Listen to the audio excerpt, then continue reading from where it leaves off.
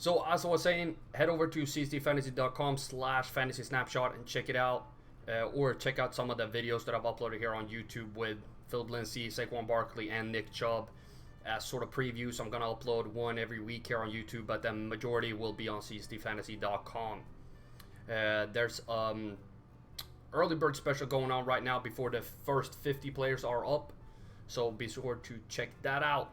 But today, as I've been saying, I'm going to focus on wide receivers and talk about their floors and ceilings.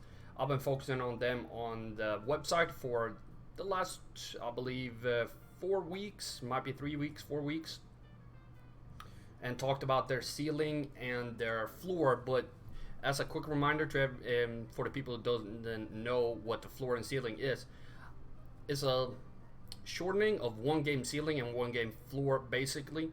Let's start with the ceiling. The one game ceiling is I've taken the performances of all the players, in this case the wide receivers, from the last 3 years or as many games they've played in the league, in case you haven't played for 3 years. This year I've changed it up a little bit to add some weight to recent performances. So recent performances are worth a little bit more than something they did 3 years ago to account for a declining player or increase in somebody who's an up-and-coming guy. But with all of these numbers, we get an average and a standard deviation. Then we add those two together and arrive at a number that for the ceiling, there's only a 16% chance they will score above. So taking Antonio Brown as an example, there's only a 16% chance he will score over 22 points on any given week. And there's only a 16% risk he will be under 7.1 on any given week. This, of course, changes throughout the season. I changed these going into it, but these are for the whole year. So any given week, from week 1 to week 16, I don't expect Antonio Brown to have less than 7.1 points, and I don't expect him to have more than 22. Sure, he can have more than 22, but I'm never going into a week expecting, he's going to score 28 this week. No, he's probably going to be under 22. That seems reasonable, and I don't think that he's going to be worse even facing the best defensive backs in the league. I don't think he's going to be under 7.1. So with that said, let's start looking at some ceilings for some lower end guys that I wanted to highlight. First off is Will Fuller. He's a little bit lower, but let's look. Sort by the ceiling, he's going to come up as the 22nd guy here. He has a 15.1 ceiling. His floor is a little low. But what can be said about this? He's going in later rounds, so it's perfect for guys I want to draft for their ceilings. You don't draft Will Fuller in rounds 1 to 4. You draft him later on, so you want that high ceiling to toss him in as a flex player, wide receiver 3, depending on the league structure, or in a deeper league. So it's really, I want the one game maximum to be as high as possible with a guy that I want to draft later on. In comparison, if we look at the floor for Julian Edelman, you would never draft Edelman for his one game upside. You would draft him for his floor and not for his ceiling. You don't expect Julian Edelman to carry your team on a single week, but you expect him to always be a stable contributor. So that's sort of my thought process. Usually I'll go, as I've been talking about with quarterbacks on a previous live stream, I go with a guy that has a higher floor early on in drafts, and then I move forward in rounds 6, 7, and beyond to look more at a high ceiling guy until I get later on rounds 9, 10, maybe get a quarterback with a high floor. But that's sort of my draft process. I'm going to talk later in a live stream more about this later on, how my draft process works that I call CSD drafting. But another player I would like to highlight is Dante Pettis. His ceiling, bring that up in front of your screen. Let's see, so we get it up to Dante Pettis. There we go. Let's highlight him right there. You see, he's like Will Fuller, 1.0 in his floor, but 16.0 in his ceiling. Crazy high. He's a guy, I think he's going to light up the league like an inferno. Well, this is me doing a bunch of punts on Dante, but I started advocating for Pettis last year, and with Garoppolo back as his quarterback, I see even more upside with him. He's currently going 87th overall, which to me is right where I want him. I don't want to go higher, so hopefully he can stay there. He's perfect as a flex guy to come in and have that 16-point game here and there throughout the year. I think he's really going to light up the league with a couple of really big performances. So I'm very excited getting him 87th overall. I think you can't find much better value at that position than Dante Pettis. I've drafted him in at least 3 mock drafts that I've been doing lately. So I'm very excited about him. Guys around him for the ceiling, you have Cooper Kupp, Robert Woods. They, as you can see, 4 points. No, wrong, right there. 3.1 and 3.0 floor here, and 15.6 and 16.6 in ceiling for Cooper Kupp and Robert Woods. To me, they are the 2 Rams receivers I don't want. You can see Brandon Cooks is above Robert Woods and Cooper Kupp in floor, 3.5, 3.1, 3.0, and in one game ceiling, 16.7, 16.6, and 15.6. They're going roughly the same round every time.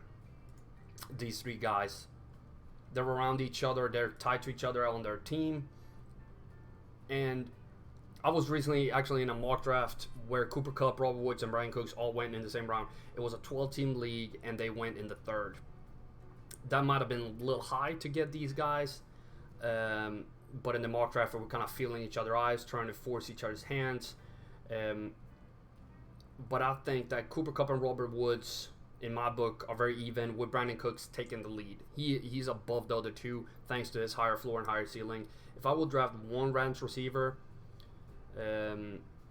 before the 5th round, it will have to be Cooks, as he's right now 13th on the floor list. And what is he in ceiling? He might even be a little higher. He's 16th and 13th in floor. Yeah. Well, if we remove Trey Quinn. We can talk about Trey Quinn a little bit too. When I have an asterisk, that means that they have a small sample size. When I have 2 asterisks, as with Tyreek Hill, that means that they have some sort of off-season or not off-the-field issue that I'm a little skeptical to draft a guy super high and then he ends up not playing. I made that mistake with Ezekiel Elliott one league when he got suspended. I've had issues with my first round and my 2nd round pick both got injured in 1 year with Gronk and somebody else. I can't remember who it was. It might have been Keenan Allen in the 3rd as well. So I had the whole team missing. I tend to stay away. I'm a little risk averse. I don't want players who have that asterisk. I don't want a small sample size. Sure, I was just advocating for Dante Pettis. I hope he had an asterisk. He did not. He should have one. Small sample size right there. I'm usually not too hyped, but to me he's special. I very much like him on my team compared to some other guys with smaller sample size as well. But going back to what I was talking about, Brandon Cooks is so highly ranked on both the lists, both the floor and the ceiling. And he's above both Cooper Kupp and Robert Woods, who are neck and neck in pretty much in both categories. They're neck and neck. Which to me makes him the more valuable one. Sure, Cooper Kupp has a good relationship or a good rapport with Goff, but I still think Brandon Cooks is the better receiver. Juno, if you're still here, if you have any questions, just hit it up in the chat, and I'll get to it as soon as I see it. I'll try to move forward a little quick on these episodes where I'm went on by myself. I'm gonna have a guest for next week and the week after that probably as well. I haven't decided for 2 weeks, but next week Ryan Whitfield is gonna be joining me. and we haven't decided the topic just yet. So if you have a topic in mind, hit me up on Twitter at CSDFantasy, and we'll be sure to get to that topic. We can look at some more high upside guys on the ceiling that I've been looking at that I would like to highlight down here. They are currently the guy with the 25th and the 26th highest ceiling on my list, and it's Allen Robinson and Robbie Anderson. There are guys that they're both going in the 8th round right now and are perfect examples of guys that I want to draft for their ceiling. I want their one game upside on my bench when a bye week comes around, or if I have an extremely favorable matchup for any of them. I really like to draft both of these guys as they're fairly cheap and they can give me an edge here and there throughout the year. I don't mind to get a guy in the 8th or 9th round who I can bench a couple of times and then sneak in when they're playing a team that perfectly fits their play style, or playing a team that is giving up 4 touchdowns for wide receivers every week, something like that, where their projection is just sky high. You toss them in, you remove your wide receiver 3 or flex player or whatever you want, but you make sure to get them on your team that week, and then you can bench them again because you really don't want that 1.9 and especially that 0.5 floor to be on your roster every week in and out. Because if you have Robbie Anderson starting every week, I feel like that 0.5 is going to kill you at least 5 to 6 times next year. Juno has a question. Perfect. Do you think any of the Bills wide receivers will blow up this season? Blow up? Maybe not blow up. Where is Zay Jones? Let's see. He has a 0 floor and 11.5. But I've been talking about him. No, I haven't talked about him, but I've looked about Zay Jones. Let me get. I think I have some notes about him. Maybe not there. Definitely not there. No, I don't. I just know I've done a little studying on Zay Jones for the fantasy snapshot bundle, and I kind of like what I see. He's kind of in that range with Courtland Sutton, who I think is going to take a next step next year. I'm not super high on the Bills for fantasy, but Zay Jones he's pretty cheap. Let's check his ADP right now because I don't have it in my head, but I think you can get him. He's going in. Wait, is that true?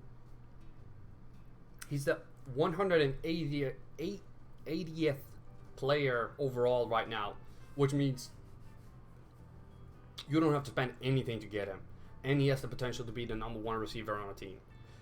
That to me is upside enough to pick him, even with the 0.0 floor, where he can just give you a dud. I don't think that's going to happen too much next year. I think he's taking the next step, but you can see Amari Cooper has a 0.0 floor as well.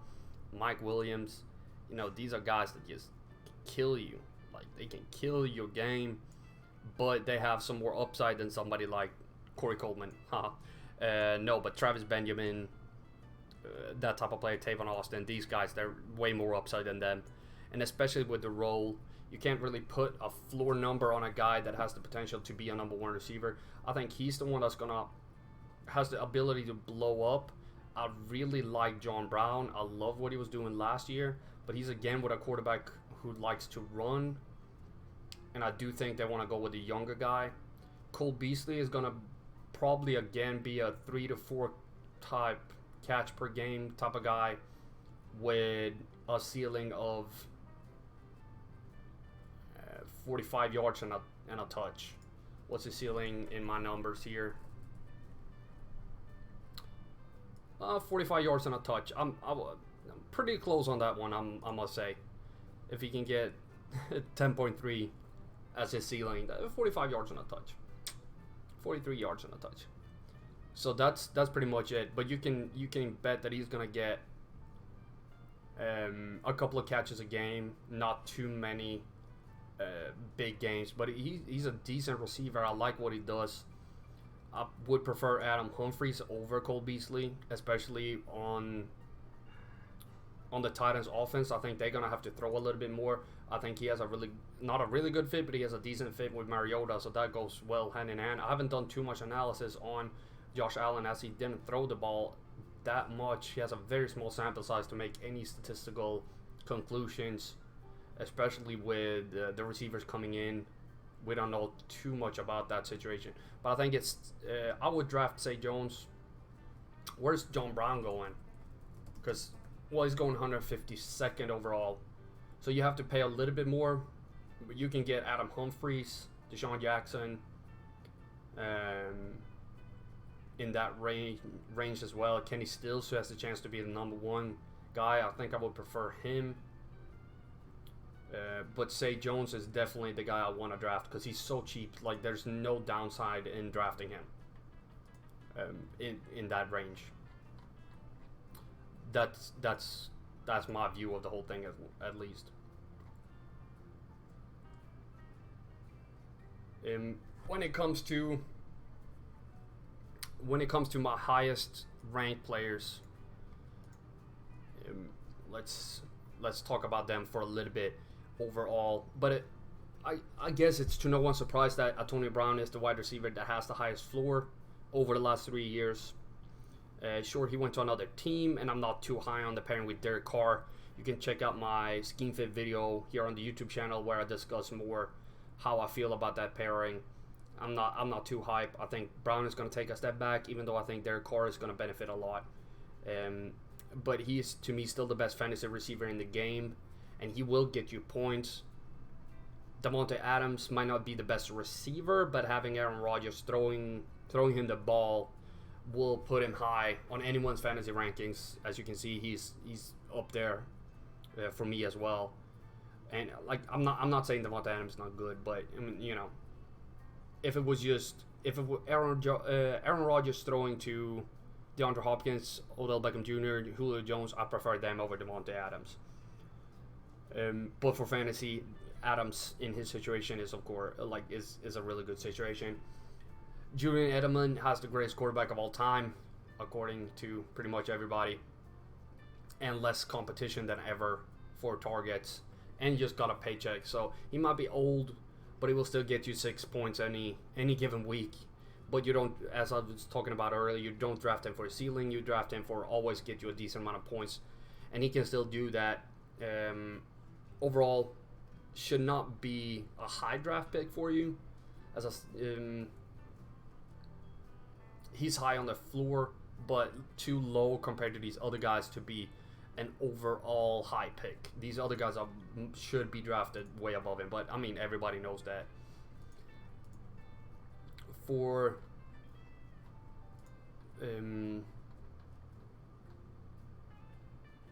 the ceiling, again, looking at the top guys, it's Antonio Brown. He wins the highest ceiling again. So he has his highest floor and the highest ceiling. It's just that if he had stayed in Pittsburgh, he would have been my highest ranked receiver overall. Now it becomes a little bit more complicated. So Julio Jones had the 5th highest floor. He has the 3rd highest ceiling, and he has a stud quarterback. He's been with Matt Ryan for a long time. He's healthy for now, at least, and he's not involved in any scandal like Tyreek Hill. So with that, I would rank right now overall with DeAndre Hopkins as he has the 4th highest floor. Him and Julio will be my 2 favorite receivers to draft for 2019. They would be followed by Antonio Brown, of course, Davante Adams, and Odell Beckham. And then it would be Mike Evans and Michael Thomas after them. I think AJ Green is sneakily forgotten. I got my eye on both Green and Smith-Schuster, actually. As both their teams have kind of been forgotten with the rise of the Browns. I believe that as we get closer to the draft, both these guys' ADPs might drop even more if you start seeing more and more Browns hype. And that's what I'm hoping for. I hope that both Mixon, Green, Tyler Boyd, all of them just be forgotten. Look at the Steelers. Nobody talking about them more than like, oh, when they play left. So both these guys are going to be super interesting to see where we can draft later on when people are, talking up Callaway and plays like that.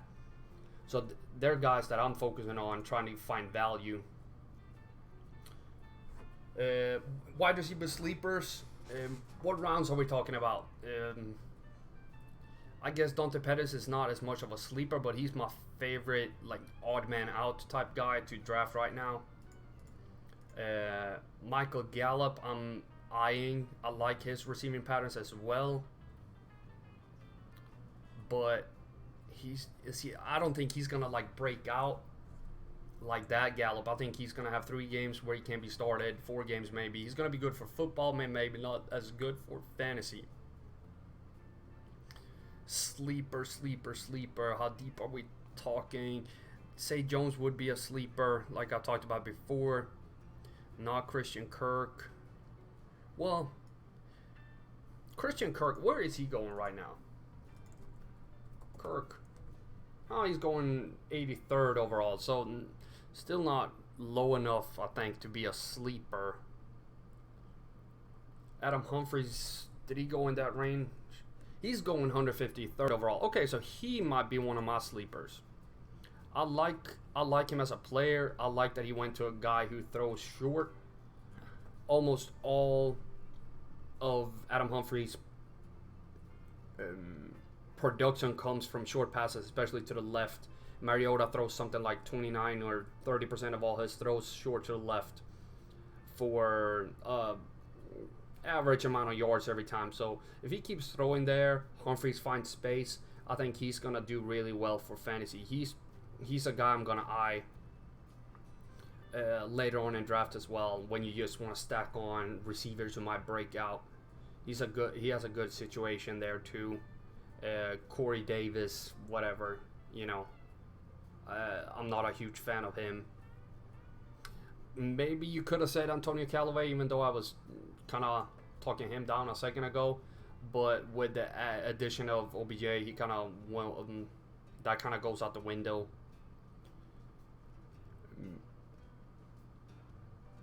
Trey Quinn, where is he going right now?